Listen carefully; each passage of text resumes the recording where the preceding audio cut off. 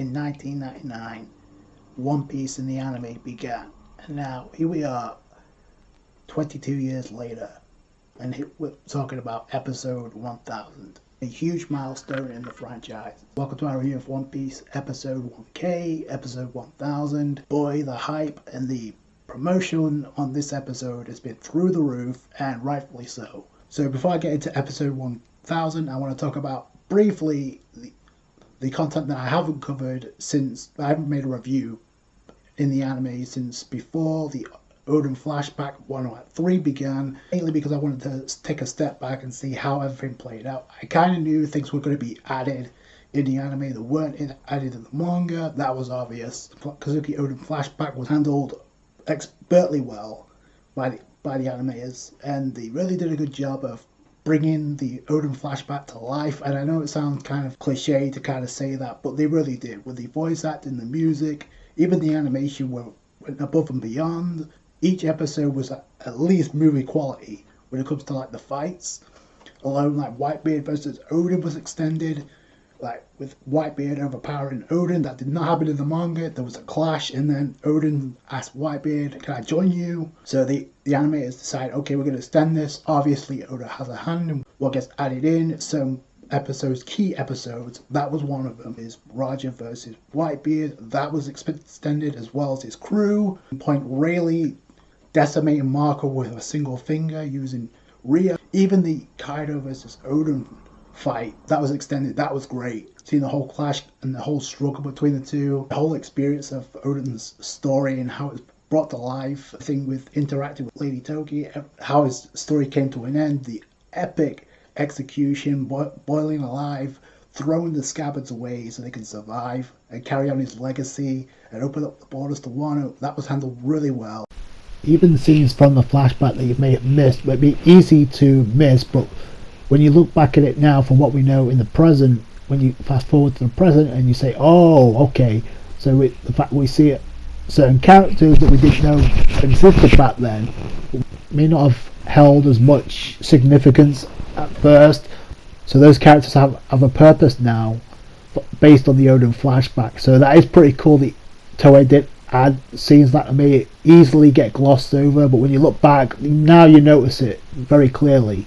Obvious that's the direction, that's Toei and Oda directed it that way to make it seem, it didn't seem like much at first, but now when you look back at it, now it has more meaning, especially in what's going on right now.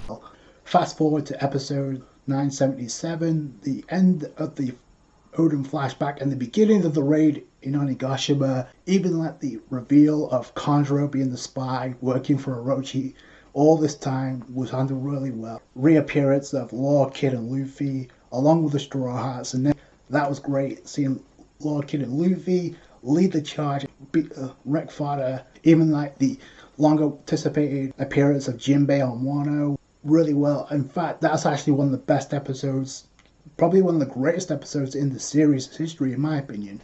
That was movie level quality from start to finish. When you consider, one, Jinbei rejoined with the crew, they fought together, obviously the toast being put on hold, that the animation, the art style. Even when you consider the fact in the same episode the Toby Robo were introduced, I think even Yamato got introduced for the very first time. All came together. Now, obviously, the introduction of Yamato was a big moment. The fact that Yamato had a history of Ace, the fact that Yamato clashed with Ace, taking down Ulti to interacting with Luffy. The whole connection with Ace and Yamato was established because of Luffy using Red Hawk against Yamato, so that was pretty cool. And right away, the anime, and especially Oda, I think, did a pretty interesting job of highlighting the connection between Luffy and Yamato very early on. The clash between Ulti and Yamato, for me personally, is a highlight of the raid in Onigashima so far, because just the fact they've extended that somewhat, it's been really good stuff. Like, even Luffy versus Ulti was really well done, really well handled in the anime. Like, how they've handled Ulti as a whole, like, her personality, how she reacts. By the way, the voice acting for different mood swings has been awesome. Like really distinguishing how much of a brat Ulti is, how Ulti interacts with Page One, how she reacts to certain situations, especially with Luffy and Yamato, and how Yamato switched sides, how Luffy said he's going to become king of the pirates in front of her. She reacted to that, so they've done a really good job. I've said multiple times that overall, Ulti is the best member of the Toby Robo. Design-wise, you can say Black Mario. We haven't seen as much yet, but Ulti is up there as probably the best member of the Toby Robo. Something else that I appreciated that the anime did in Onigashima that relates to the Odin flashback is first off the Kiku versus Kondro fight. The fact that number one they extended that fight to give it more impact, adding the emotional input as well by showing us the internal struggle that Kiku was going through, like coming to terms with the fact that Kondro betrayed them, but they spent all this time and realizing that Kondro didn't really think any of them. He was just there for revenge. And you can see that struggle, and the fact that adds more weight to the fight than just seeing it in the manga. Even Izo with making his appearance with Nekomamushi and Marco on Wano, reuniting with Okiku. And one of the biggest criticisms I had with the manga was it kind of got brushed aside. But here, they really handled that well with Izo approaching Kiku starting to break down, having all these flashbacks, the memories of Izo, the fact that they finally embraced after years of separation. Certain scenes like that may get overlooked, I thought were really well handled by Toei and the animators. So yeah, Ulti's been a joy to watch. Speaking of joy, I have to say, like, the way they handled Robin, like cheering on the attempted execution of Momonosuke was really funny and well handled, just with the voice acting finally introduced in the anime. Getting to see the interaction with Jinbei was pretty cool. What we got with these scabbards finally making the move and attacking Kaido, that was really well done. Even the last episode where he had Sanji come in, save the day, saving Momonosuke, and then we got the brief clash with King. That was really cool. Seeing Robin and Jinbei team up against Big Mom, and then you see Robin throwing Big Mom out of the mansion outside to where we get into this episode where she goes flying into Marco and Perospero, which is kind of funny. And ultimately, you can see what was going down in this episode. So I cannot ignore the opening, the very first opening. We are current Straw Hat designs, even the inclusion of the rest of the Straw Hats, with the inclusion of Chopper, Robin, Frankie, Brooke, and Jinbei included. Also, other characters that obviously were Sabo, the Yonko, Rayleigh, and obviously Dragon. It's kind of interesting they included Yamato, considering Yamato was introduced literally 17 episodes ago. We go to the top of the skull where we see the scabbards and also the minks who've transformed into Sulong mode, encountered by Jack's underlings, and they get taken out very easily. Then Jack takes down the minks as well as the musketeers, and then that initiates Nekomamushi and Inarashi to step in, because obviously it ties back to Zou. So they go into Sulong mode. Finally, they actually see the transformation. We didn't see it in the manga. It was just kind of skipped over. And then we just saw him, and it was just there. So here it was really well done. I have to say, like, the animation really picked up. As soon as Nekomamushi and Inarashi, they made the move, they speed blitzed past the father straight to Jack. The animation, obviously, the way the maneuvering around Jack was awesome. It kind of looked like Notoshi Shida was at work here, probably. And then it cuts to Luffy. The animators really handled the nostalgia factor really well. You knew nostalgia was a given in this episode just because it's episode 1000. The way they handled it was really good. Everything from the start with the opening, using the very first song, We Are, from the very first opening of the series. Even the classic style eye catchers that they used was really interesting. Using the full 10 Straw Hat. The episode went from Sasaki to the Minks and against Jack, but then it went right back. As soon as we went into the skull, then it went straight back to Luffy. The very first Straw Hat was focused on in this episode. Then it went from Luffy to Zoro, running, trying to get to the top of the skull, obviously being thwarted on it. Then he's joined by Zoro, obviously a callback to the beginning of the series. They try to go up top, but then they're intersected by Queen. Then he actually chews on Luffy and Zoro. Zoro kind of blocks it with his sword, but Luffy's getting munched on, but he's made of rubber, so it's not that big of a deal. They get spat back out, and then they get spat into one of the numbers, and Zoro and Luffy attack the number. He gets back up and then he's been dealt with by Frankie, who comes in with Usopp and Chopper.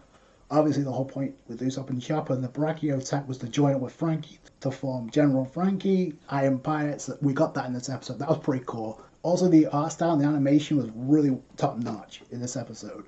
And then this is where we get the build up to the Straw Hats, where it starts with Luffy. He uses Gear Second Jack Gatling to take care of the fodder.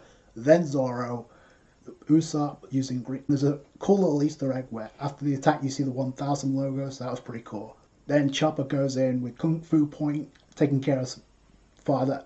So you got the Straw Hats doing the thing. Then you got Robin using Stomp, and then you see the One Piece pirate chick trying to come down, attack Robin from behind. No, Robin uses Clutch to take care of her, so that was cool. And I do like how during each of the attack you get a callback to how they first was introduced to how they ended up now. So it's an incredible journey from not only for the series but for these characters that come together. Then you have Brooke take care of business. That was pretty cool. Followed up by Nami, who uses Thunder Temper. It's interesting because she and Zeus had a falling out, so she's using her own technique, so that's pretty cool. And Sanji follows that up with Spectra. Jinbei comes in and says, I had to put in work. She uses Brick Fist, so that was pretty cool. Then Frankie uses the huge Iron Sword Franken and then just spins around and just takes care of fodder. So then it's like the hype of the Straw Hats coming together, doing their own individual thing. And Hero goes like, I don't feel like we can lose this because of the Straw Hats. And then the whole goal is to like get Luffy to the top of the skull there. But it looks like the Straw Hats may be following suit, which is good. Yeah, this is really setting the stage, heating things up with the Beast Pirates. And because Kaido's at the top dealing with the Scabbards right now, you literally have King and Queen literally leading the charge against the Straw Hats and the Alliance. So things are going to get really hectic real quick. And the episode ends with the Straw Hats coming together like, we're going to take down Kaido. So that was really cool. And then the special capture with a thank you at the end. That was a great touch for obviously 1,000 episodes. But the war in Onigashima, this is where it really kicks off and really heats up. So they've really done a good job up until now. Yeah, we started the 2021 with chapter 1000. The very first chapter was chapter 1K. And here we are with episode 1000 in the books. And we're like less than a month away from the end of 2021. Obviously, with Oda, there is no story in One Piece. Without the anime, without Toei Animation, and say what you want, it's been a rocky, bumpy road, a rocky journey, because obviously the pacing, but you strip all that away, it's been an incredible journey, and without the anime, a lot of us would not be here talking about One Piece, much less watching One Piece up until this point. So it's a huge moment. It was a great episode. So I can't wait to see where they go from here. Obviously, since they've already extended certain scenes with some of these fights, I can't wait to see what else they extend going forward. I can't end this review without talking about the huge news about the new One Piece movie or film that's been announced. And it's scheduled for August 6th, 2022, so it's really not that long away. First and foremost, obviously, everybody's buzzing because Shanks, some type of huge role in that movie. On the logo is basically a reference to him, the scar. To the visual focused on Shanks. In fact, I think that's the visual of the bounty poster of Shanks. Still, we don't know what capacity he's going to be involved. Is he going to have is he going to cross paths with Luffy by the end of this movie? We don't really know. There was a 20-second trailer, and we'll probably get some more character designs. We got one design in this teaser with a woman apparently singing with a headset on. So, and the fact that Oda literally said at Jump Festa last year that Shanks would be making his move. Little did we know he was alluded to a movie. Now, I wonder if this was the original plan. Just because of the way the manga is structured, obviously with Oda taking breaks, everything with COVID, obviously it's derailed the schedule considerably. So maybe what he had in mind may have been put to the side, because obviously to get to the end of Wano, it's more evident with the way that the anime's been structured, with the way these fights have been structured. How you can see every major fight so far has been handled with care. I guarantee Oda's had a lot of input in that, especially with episode 1000. So yeah, I'm wondering if this is just okay, we can't do anything about Shanks in the manga right now, so you know what, screw it, let's just have a movie about him. Now, we don't know what capacity Shanks is going to be involved with. It could be a whole movie focused to him. It passed. Although it'll be kind of cool because there's a lot we don't know about Shanks. Maybe showcase Shanks' influence, the fact that it's more than just a Yonko, what he really is, where he came from, why he has so much pull when it comes to the Gorosei. He can show up wherever he wants and it's no big deal. I get the feeling this movie is going to be more story based than it is action based, because the last movie, even though that was amazing, but the cast was overloaded. I mean, plus the action was heated up from the very outset. You have the supernova, you have key characters that showed up. Oh my! I don't expect the same thing for this. So I don't expect it to be an action-based movie, just because if that's the case, then you have to kind of wonder the timing of this, because Wano's going to be in a year in the anime, because there's going to be a lot of fights, key fights that we've seen in the manga. So I hope the animation doesn't get butchered because of this. Remember what happened with Film Stampede? Production, and also Wano was in production, so the Reverie greatly suffered for that in the anime with the pacing. I hope that doesn't happen here.